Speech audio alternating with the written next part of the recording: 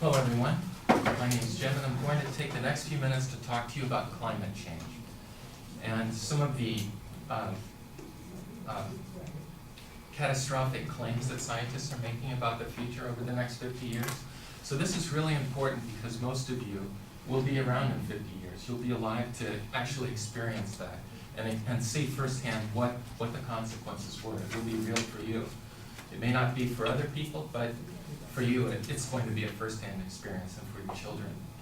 So the first thing I want to get clear is weather versus climate.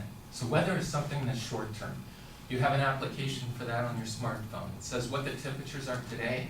It says what they are going to be over the next few days. It projects them, gives you forecasts for them. So it's all about the near term. Climate is something completely different. It's long-term. So you take averages of the temperatures from day to day over a long period of time, 10 years, 20 years, 30 years, and then you take a look at what's the trend. Is it going up? Is it going down based on what those averages are? That's what climate is. So what I'm claiming today is that everything we've done so far to control climate change, renewable energy programs, conservation, anything like that has done nothing to actually control climate change today. And it will fail in the future in avoiding the catastrophic changes. I'm going to support that with discussions about the temperature, the atmospheric carbon, and also the underlying cause of the climate change. So in the past 30 years, and there's 3 organizations that monitor this. The first one is NASA, the Space Administration. The second one is NOAA. It's the National Oceanographic and Atmospheric Administration. And they work together to publish a website. So NASA has this site, Climate, where they publish a dashboard where we are all the time. The third organization is IPCC. This is the International Panel on Climate Change, and they make predictions about the future. So what NASA is documenting right now is that over the last 30 years, the temperature has increased 0.61 degrees Celsius. And that may not seem like very much. That's just over half a degree. But the IPCC is projecting 2 bands of damage to the environment. The first one is when we go over 1 degree. And that means that we start to have severe impacts from climate change. When we go over 2 degrees, we see catastrophic damage. And that damage becomes things like coastal flooding. All of the ice caps melt, and we end up losing cities along the coast because the coast rises. There's species extinction. A lot of animals are not able to adapt as the climate changes so quickly. So they lose their habitat and they die. And many, many species will suffer that. And more importantly, we eat things that are grown outside, and we also eat animals. And as these things become difficult to grow, our food supply is in danger.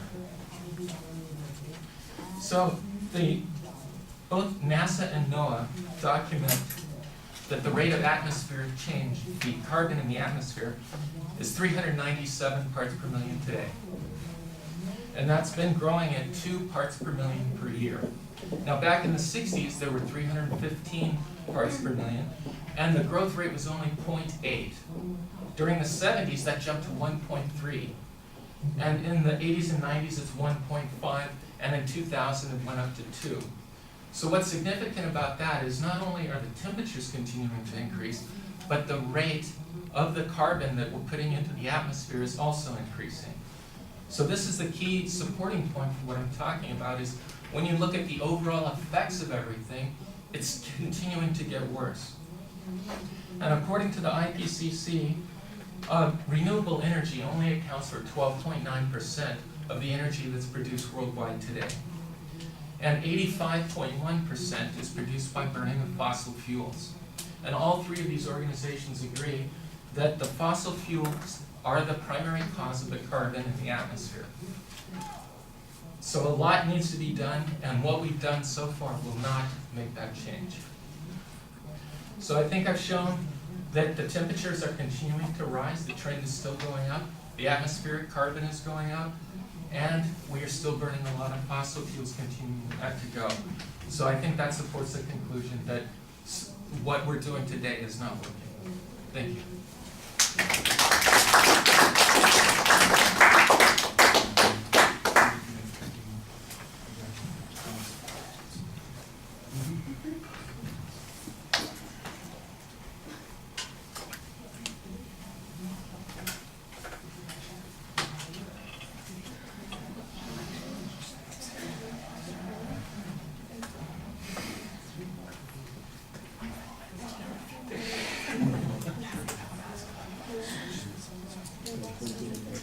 All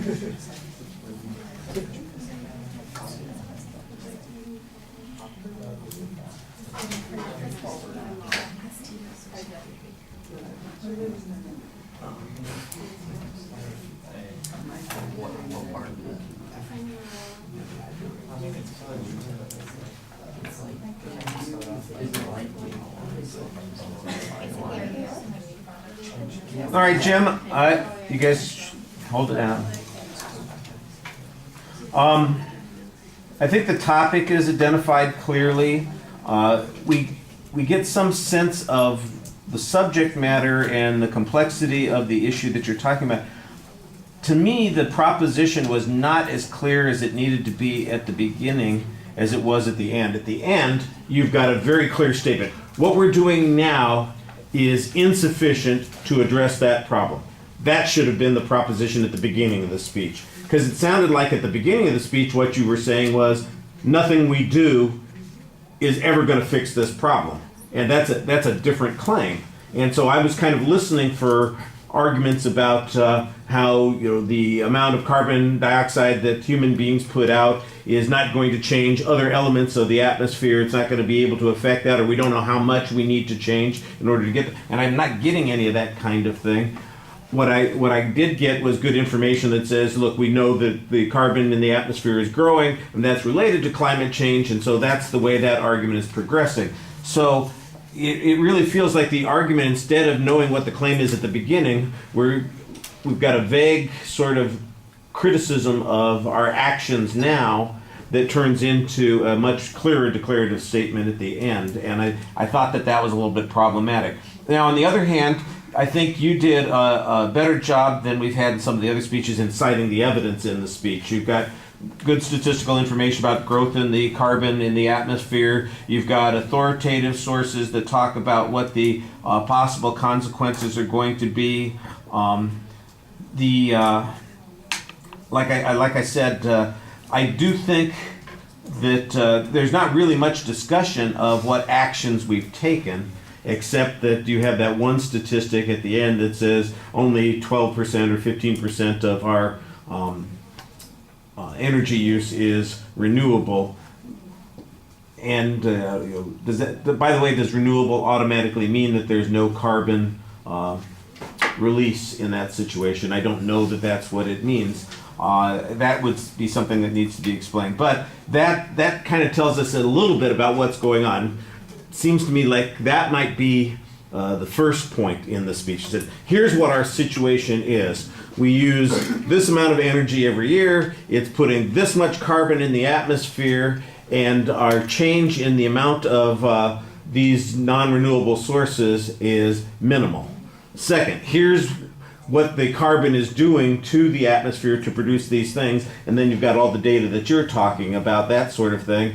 And then finally, these predictions are that all this bad stuff's going to happen by 2050, and that means that we don't have enough time to do anything to change. That we're screwed, and some of us will be gone before then. It's kind of depressing thought. 2050, that's 35 years, 36 years. I don't think I'm going to make it another 36 years. I could, theoretically. My aunt celebrated her 90th birthday yesterday, so maybe I could make it that far. Too old. 56. 36 on time. Yeah, I'm never gonna. I'm dead. Good luck. But I mean, because that's the way I think the argument really is building. You've got the component elements in the argument. I just think it needs to be clearer what the point is that you're trying to make. All right, thank you.